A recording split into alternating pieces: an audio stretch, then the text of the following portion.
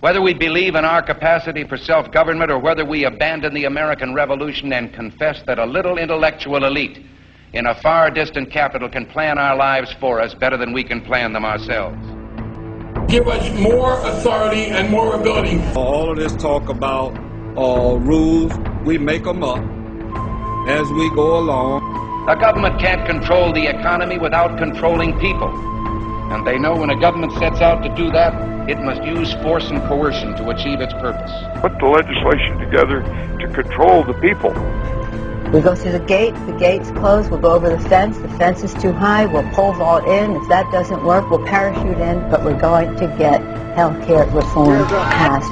They also knew, those founding fathers, that outside of its legitimate functions, government does nothing as well or as economically as the private sector of the economy.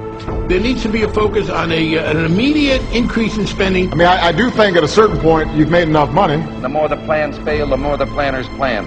You're telling me we got to go spend money to keep from going bankrupt?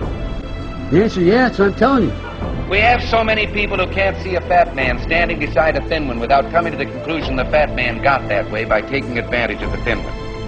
I think there are a lot of very rich people out there whom we can tax at a point down the road and recover some of this money. The trouble with our liberal friends is not that they're ignorant. It's just that they know so much that isn't so.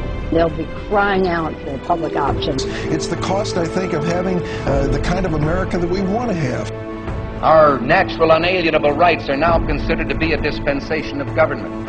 And freedom has never been so fragile, so close to slipping from our grasp as it is at this moment. I don't worry about the Constitution on this, to be honest. What good is reading the bill if it's 1,000 pages? We have to pass the bill so that you can find out what is in it. Those voices don't speak for the rest of us. We'll preserve for our children this, the last best hope of man on earth.